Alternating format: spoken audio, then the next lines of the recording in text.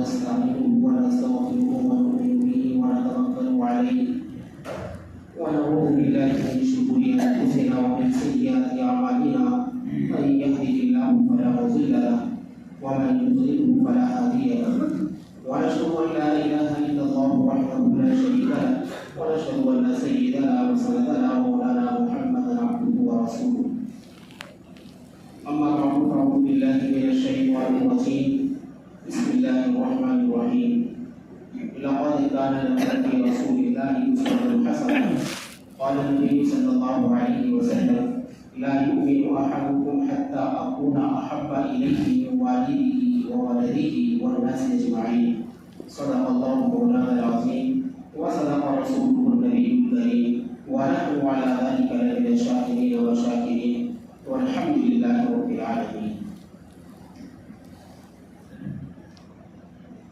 اتر کر ہیرا سے سوئے قوم آیا اتر کر ہیرا سے سوئے قوم آیا ایک نسخے کی میرا ساتھ لایا وہ بجلی کا کڑکا تھا یہ صوت ہادی عرب کی زمین جس نے ساری ہلا دی وہ احسن من قلم طرقت عینی وہ اجمل من قلم ترد النساء خلقت مبرئا من كل عیب کأنک قد خلقت کما تشاء. پیارے بھائیوں بزرگوں دوستوں، اللہ تبارک و تعالیٰ کا بے انتہا کرم ہے، احسان ہے، شکر ہے، اس نے ہمیں اپنی مہربانی کے اندر آنے کی توفیق فراہم فرمائی. اللہ عز و جل ہمارا نماز کے لیے آنا بے انتہا قبول فرمائے. پیارے بھائیوں بزرگوں دوستوں، ربیع الاول کا مہینہ چل رہا ہے اور آج ربیع الاول کی 6 تاریخ ہے. 6 ربیع الاول. ربیع کے معنی موسم بہار کی آتی ہے. جیسے خزاں کا موسم ہوتا ہے پھر بہار کا موسم آتا ہے تو ربیع کے معنی موسم بہار کی ہے. جس طریقے سے ربیع الاول کا مہینہ ہے ایسے ہی ایک موسم بہار کا مہینہ اب سے تقریباً 1450 سال پہلے عرب کی سرزمین سے طلوع ہوا تھا. وہ کیا چیز تھی؟ جناب محمد رسول اللہ صلی اللہ علیہ وسلم تولد پذیر ہوئے تھے، آپ کی ولادت ہوئی تھی. پیارے بھائی بزرگوں دوستوں، اللہ تبارک و تعالیٰ نے عرب کی سرزمین پر نبی کریم صلی اللہ علیہ وسلم کو جو مبعوث فرمایا اس کے اندر کچھ حکمتیں. عرب کی جو سرزمین ہے اس کی جو جغرافیائی حیثیت ہے وہ اس طریقے سے ہے کہ وہ ایک طرف سے زمین سے جڑا ہوا ہے اور 3 طرف سے پانی ہے. جس طریقے سے انسان کے دل کی قلب کی حالت ہوتی ہے کہ وہ ایک طرف سے جڑا ہوا ہوتا ہے اور 3 طرف سے بدن سے جڑا ہوا نہیں ہوتا اور وہ دھڑکتا رہتا ہے. اسی طریقے سے عرب کی جغرافیائی حالت اسی طریقے سے ہے. پیارے بھائیوں بزرگوں دوستوں، عرب کی جو حالات تھے وہ ایسے تھے کہ وہاں زندگی کے آثار بہت کم تھے. بڑی چپاکشی اور محنت کے ساتھ زندگی گزاری جاتی تھی. اس لیے دیگر ممالک کے جو بادشاہ تھے وہ اس طرف سے بالکل نگاہ ہٹائے ہوئے تھے. ان کی حالت پر ان کو چھوڑ رکھا تھا کیونکہ ان کے ہاں کوئی قانون نہیں تھا، بلکہ جس کی لاٹھی اس کی بھینس، چند سرداروں نے مل کر جو فیصلہ کر دیا وہی قانون ہو جایا کرتا تھا.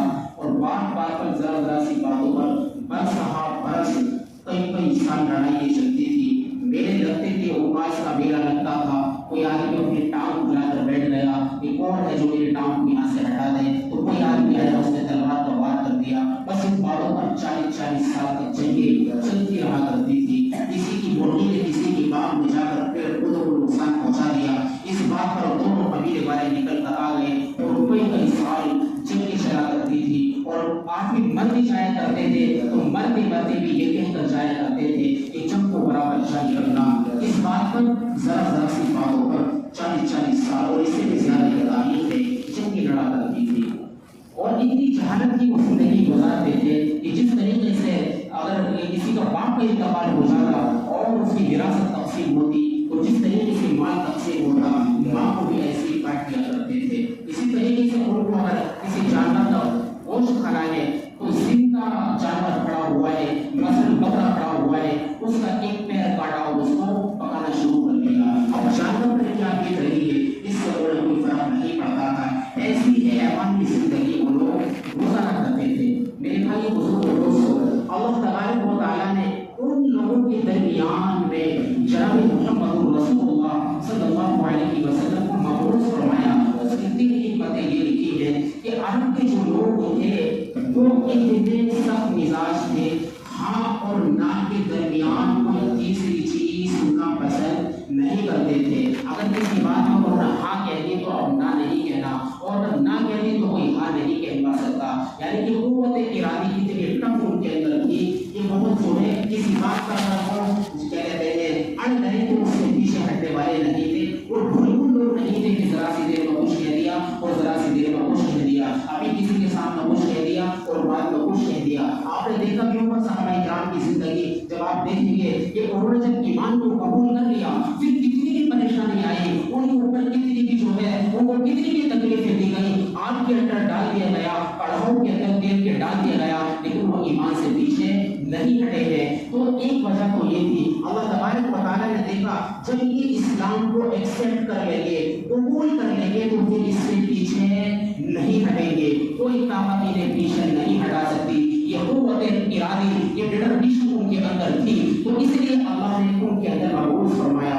دوسری خوبی ان کے اندر ایک یہ تھی کہ وہ جو ہے اپنے ماں کی ضمیر کو ادا کرنے کی صلاحیت ان کے اندر بہت زیادہ تھی، یعنی اپنے احساس کو کسی کے سامنے شیئر کرنا، اپنی فیلنگ کو کسی کے سامنے بیان کرنا، اسے ماں کی ضمیر کہتے ہیں۔ ہر آدمی جو ہے بولنا نہیں جانتا، عرب کی معنی کی بولنے کے آتے ہیں، وہ ساری دنیا کو گونگا کہتے تھے کہ ساری دنیا عجمی ہے، ہم عربی ہے، ہم بولنے والے ہیں، ہم پہ بولنے کی صلاحیت ہے، اور یہ حقیقت بات تھی۔ آپ کو معلوم ہوگا جب صحابہ کرام نے پہلی ہجرت حبشہ کی تھی، وہ نجاشی کے دربار کے اندر پہنچے تھے، ادھر کفار مکہ نے ایک وفد بھیجا تھا کہ جاؤ ان کو جو ہے وہاں سے لے کر آؤ، تو حضرت جعفر بن طیار رضی اللہ تعالی عنہ نے نجاشی کے سامنے ایسی تقریر کری تھی کہ نجاشی موت ہو گیا تھا اور وہ اسلام میں داخل ہو گیا تھا، اور ان لوگوں کو صحابہ کرام کو ان کفار مکہ کے حوالے کرنے سے منع کر دیا تھا، یعنی کہ اپنا معافی ضمیر ادا کرنے کی ان کے اندر بہت زیادہ صلاحیت تھی۔ ان کا قوت حافظہ اتنا زیادہ تھا کہ اپنے باپ داداؤں کے شجرے کو وہ زبانی یاد رکھتے تھے۔ جب اڑاس کے میلے ہوا کرتے تھے، ایک آدمی ہزاروں شیر جو ہے زبانی سنا دیا کرتا تھا، لیکن وہ توہین سمجھتے تھے، عار سمجھتے تھے، زبانی یادداشت پر ان کا بڑا ناز تھا۔ قوت حافظہ اللہ نے ان کو بہت زیادہ دیا تھا، وہ اپنے صرف باپ داداؤں کے نہیں جانوروں تک کے شجروں کو یاد کرتے تھے کہ یہ گھوڑا کہاں پیدا ہوا تھا، پھر اس کا مالک کون تھا، پھر یہ کہاں بکا، اس کا مالک کون تھا۔ اس طریقے سے وہ اپنے جانوروں کے شجروں کو بھی یاد کیا کرتے تھے۔ تو اللہ نے ان کے اندر مبعوث فرمایا کہ جہاں یہ جائیں گے اور اسلام کی جب تبلیغ کریں گے تو ان کی زبان کے اندر اللہ نے وہ فصاحت و بلاغت دی ہے کہ لوگ ان کی بات کو سن کر مور ہو جائیں گے۔ تو ایک وجہ یہ بھی تھی۔ تیسری وجہ ایک یہ بھی تھی علماء کرام نے کہ وہاں زندگی اتنی مشکل تھی، جیسے میں نے بتایا بڑی جفا کشی کے ساتھ لوگ زندگی گزارتے تھے، ریتیلے میدان ہوا کرتے تھے، سبزے کا نام و نشان نہیں ہوتا تھا، اور اسی طریقے سے گرمی بہت شدید ہوا کرتی تھی، پینے کے لیے جینے کے لیے پانی بھی میسر نہیں ہوتا تھا۔ جو حضرات اس مقدس سرزمین پر تشریف لے جا چکے ہیں، اللہ سب کو اپنے گھر کی زیارت سے مستفیض فرمائے، ایک بار آمین کہہ دو۔ تو ہم نے خود دیکھا وہاں جا کر کہ احرام مکہ کے اندر پانی کا کوئی حساب نہیں ہے، اتنی بڑی بڑی بلڈنگ ہے، 20 فلور کی بلڈنگ ہے، جہاں لوگ ہوٹلوں کے اندر جا کر رہتے ہیں، لیکن پانی ٹینکروں سے روزانہ بھرا جاتا ہے۔ پانی ایسا نہیں کہ الحمدللہ ہم تو بڑے جو ہے آرام کے اندر ہے، کہیں سمرسیبل ہم لگائیں فوراً پانی دستیاب ہو جائے گا۔ وہاں ہزاروں کی تعداد میں بلڈنگیں ہیں، اتنی بڑی بڑی بلڈنگ ہیں، لیکن تمام کا تمام پانی ٹینکروں سے آتا ہے اور بلڈنگوں میں بھرا جاتا ہے۔ جب میں نے یہ دیکھا مجھے بڑا افسوس ہوا، اللہ کا شکر ادا کیا کہ ہم کتنی اچھی جگہ پر ہیں کہ وہاں پانی اور مجھے شکر ادا نہیں ہوتا۔ اسی طریقے سے گرمی بہت شدید ہوتی ہے، تو اللہ تبارک و تعالیٰ نے ایک وجہ یہ وہاں مبعوث فرمانے کی یہ فرمائی کہ انہوں نے بڑے مجاہدین کے ساتھ زندگی گزاری ہے، بڑی جفا کشی کے ساتھ یہ لوگ زندگی گزارتے ہیں۔ یہاں سے جب یہ آگے کہیں دین کی دعوت کو لے کر جائیں گے، اگر وہاں کچھ پریشانی دیکھیں گے تو یہ ان کے قدم پیچھے نہیں ہٹیں گے۔ اگر یہ آرام میں زندگی گزارنے والے ہوتے تو ان کے سامنے کہیں جا کر اگر پریشانی آ گئی تو یہ فوراً بیک فٹ پر آ جاتے، یہ پیچھے ہٹ سکتے تھے کہ اس پریشانی سے کون سامنا کرے۔ یہ تو پہلے ہی پریشانیوں کے اندر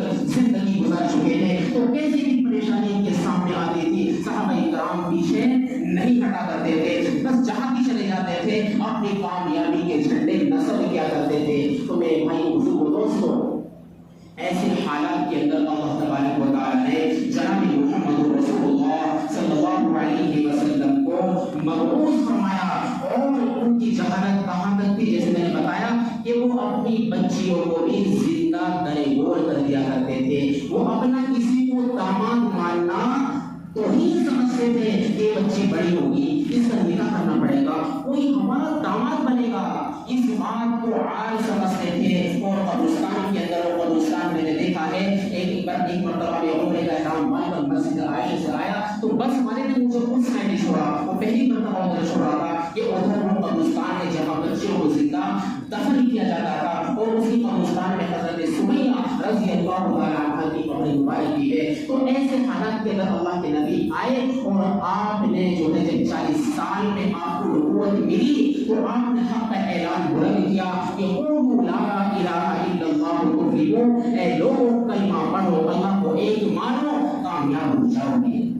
اب یہ لوگ انہوں نے اپنی زندگی کے اندر اللہ کے نبی کو دیکھا تھا کہ کبھی آپ کی زبان سے جھوٹ نہیں نکلا, آپ نے کبھی امانت کی جو ہے امانت میں خیانت نہیں کری, آپ صادق الامین تھے. تو لوگوں نے نبوت کی دلیل مانگی تو اللہ تبارک و تعالیٰ کے پیارے جناب محمد رسول اللہ صلی اللہ علیہ وسلم نے کہا لقد لبثت فیکم عمرا من قبلی, تمہارے سامنے میری زندگی ہے, یعنی تم مجھے دیکھ چکے ہو, میں نے کبھی جھوٹ نہیں بولا ہے.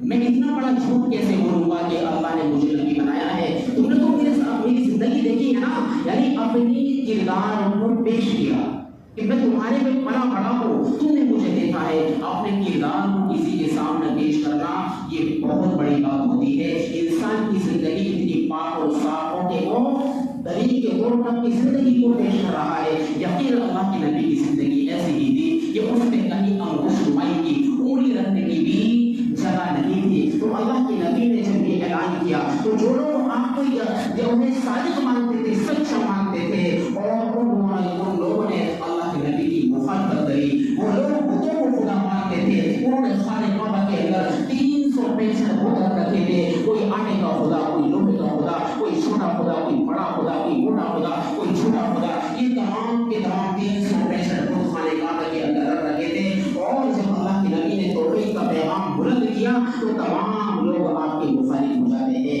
آپ کی جان کے دشمن ہو جاتے ہیں. اور یہ دشمنی کہاں تک چلی کہ آپ کی سازش رچی کہ آپ کو قتل کر دیا جائے, آپ کو شہید کر دیا جائے. پھر اللہ کے نبی کو اللہ تبارک و تعالیٰ کے حکم سے ہجرت کا حکم ملا تھا. آپ مدینے تشریف لے گئے تھے, لیکن مدینے جانے کے بعد وہ لوگ چین سے نہیں بیٹھے. غزوہ بدر ہوئی, غزوہ احد ہوئی, غزوہ خندق ہوئی, بے شمار جنگیں ہوئی ہے, لیکن اللہ نے مسلمانوں کو جو ہے فتح عطا فرمائی ہے. لیکن جب مکہ فتح ہوا ہے, اللہ کے نبی جب مکے کے اندر داخل ہو رہے تھے, بعض جو لوگ کسی ملک کو فتح کرتے ہیں اور اس ملک میں جب داخل ہوتے ہیں تو عزتوں کو دار کرتے ہیں اور حسن و زیادتی کرتے ہیں اور گردنیں تنگی ہوئی ہوتی ہے. لیکن جناب محمد رسول اللہ صلی اللہ علیہ وسلم جب مکہ کے اندر داخل ہو رہے ہیں, آپ کی گردنیں اتنی جھکی ہوئی تھی, تاریخ بتاتی ہے کہ آپ کی پیشانی سواری کے بالوں سے مل رہی تھی. یہ انداز اللہ کے نبی کا مکہ کے اندر داخل ہونے کا تھا. اور تمام لوگوں کو معاف فرما دیا, جو اپنے گھر کا دروازہ بند کر ہے وہ بھی معاف ہے, اور جو ہے جو حرم میں داخل ہو گیا اس کو بھی معافی ہے, جو ابو سفیان کے گھر میں داخل ہو گیا اس کو بھی معافی ہے. وہ ہندا جس نے جناب محمد رسول اللہ صلی اللہ علیہ وسلم کی چچا حضرت حمزہ رضی اللہ تعالیٰ عنہ جو ہے شہید کرایا تھا اپنے غلام کے ذریعے, اس غلام سے کہا تھا میں تجھے آزاد کر دوں گی, تجھے جو ہے امیر حمزہ, کیونکہ جنگ بدر کے اندر اس کے باپ کو جو ہے قتل کر دیا گیا تھا, اس کا بدلہ لینا چاہتی تھی, تو اس نے یہ لالچ دیا تھا. اسے کوئی اور کام نہیں تھا, اس غلام کا نشانہ صرف امیر حمزہ رضی اللہ تعالیٰ عنہ پر تھا. اور اس نے اپنا جو ہے دیکھا ایسا مارا کہ آپ رضی اللہ تعالیٰ عنہ شہید ہو جاتے ہیں. اسی پر بس نہیں ہے, اس نے جو ہے حضرت امیر حمزہ رضی اللہ تعالیٰ عنہ کی لاش کا بدلہ کیا, ان کے ناک کان کاٹے اور دل چیر کر جو ہے کلیجہ نکالا, اپنی دانتوں سے چبایا, یہ حاصل کیا. تو وہ اتنا سوچ رہی تھی اب مکہ فتح ہوا ہے, یقیناً مجھ سے بھی بدلہ لیا جائے گا اور مجھے قتل کا حکم دے دیا جائے گا. لیکن وہ جناب محمد رسول اللہ صلی اللہ علیہ وسلم کے سامنے آتی ہے اور کلمہ پڑھتی ہے, تو اللہ کے نبی اس کو معاف فرما دیتے ہیں کہ اگر تم نے کلمہ پڑھ لیا ہے تو اپنی ذاتی رنجش کی وجہ نہیں کر سکتا، تمہیں سزا نہیں دے سکتا. یہ اخلاق اللہ کے نبی کے تھے کہ اللہ کے نبی نے جانی دشمنوں کو معاف فرما دیا تھا. جو لوگ آپ کے خون کے پیاسے تھے ان کو معاف فرما دیا تھا. اور ہم لوگ کیا ہیں، ہم ذرا ذرا سی باتوں پر جو ہے 60 سال گزر جاتے ہیں، کلام بھی نہیں کرتے. حالانکہ ہمارے اوپر کسی نے ایسے ظلم کے پہاڑ نہیں توڑے ہوتے ہیں، ہمارے کسی نے قتل کی سازشیں نہیں رچی ہوتی ہیں. ہماری جو ہے اس جو اختلافات ہوتے ہیں، فلاں نے مجھے ایسے کہہ دیا تھا، فلاں نے ایسے کہہ دیا تھا، فلاں نے ایسے تھا. ان باتوں پر ہم لوگ دوسروں کے جان کے دشمن ہو جاتے ہیں، خون کے پیاسے ہوتے ہیں، اس کے نقصان سے خوش ہوتے ہیں اور اس کو پریشانی میں دیکھ کر خوش ہوتے ہیں. اللہ کے نبی کا یہ طریقہ نہیں ہے. اللہ کے نبی کی زندگی ہمارے لیے کیا ہے، نمونہ ہے، آئیڈیل ہے. لقد جاءکم فی رسول اللہ اسوۃ حسنہ، تمہارے لیے نبی کی زندگی کے اندر بہترین نمونہ ہے. ما آتاکم الرسول فخذوہ، نبی تمہیں جس بات کا حکم کرے اس کو کر گزرو. وما نہاکم عنہ فانتہوا، جس کام سے روکنے کے لیے کہیں تو آپ رک جاؤ، اسی نے ہمارے لیے کامیابی ہے. میرے بھائی بزرگوں دوستو، اللہ کے نبی سے سچی محبت کا تقاضا یہی ہے کہ اللہ کے نبی کے طریقوں کو اپنایا جائے. اپنی جان سے، مال سے، اولاد سے، سب سے زیادہ کس سے محبت ہونی چاہیے؟ اللہ کے نبی سے محبت ہے. فرمایا کہ جو آدمی یہ دعویٰ کرے مجھے جو ہے نبی سے محبت ہے اور وہ علماء کی قدر نہ کرے، تو فرمایا کہ وہ آدمی اپنے قول میں جھوٹا ہے. کیونکہ العلماء ورثۃ الانبیاء ہے، انبیاء کے وارث کون ہیں؟ علماء کرام ہے. فرمایا کہ جو اللہ کے نبی سے محبت کا دعویٰ کرے اور علماء کی قدر نہ کرے وہ آدمی اپنے قول میں جھوٹا ہے. کوئی آدمی جہنم سے ڈر کا دعویٰ کرے کہ مجھے جہنم سے ڈر لگتا ہے، مجھے دوزخ سے ڈر لگتا ہے اور گناہ کرنے نہ چھوڑے، یہ اپنے قول میں جھوٹا ہے. اگر یہ اپنے قول میں سچا ہوتا تو گناہ کی طرف اس کی ضرورت نہیں ہوتی. کوئی آدمی جنت کا طلبگار ہو کہ میرا جنت میں جانے کو دل چاہتا ہے، جنت مجھے محبت، جنت مجھے محبوب ہے، تو اور وہ عبادت بھی نہ کرے تو یہ اپنے قول میں جھوٹا ہے. اگر یہ جنت کا طالب ہوتا تو اس کے لیے ذات راہ تیار کرتا، ایسے کام کرتا جو جنت میں جانے والے ہیں. تو میرے بھائی بزرگوں دوستو، نبی کے طریقے پر زندگی گزاریں گے، نبی کے اسوے کو اپنائیں گے تو ہمارے لیے کامیابی ہے، ہمارے لیے کامیابی کا راہ ہے. اور اگر ہم نبی کے طریقے کو چھوڑ کر زندگی گزاریں گے تو ہمارے لیے ناکامی اور خسارہ ملے گا. تو اس لیے ضرورت اس بات کی ہے ہر قول کے اندر، ہر فعل کے اندر ہم اللہ کے نبی کے طریقے کو، اللہ کے حکم کو مقدم رکھیں اور جو ہے اس پر عمل کرنے کی کوشش کریں. اللہ تبارک و تعالیٰ کے رسول سے زیادہ فرمائے. وہ آپ کو دعوت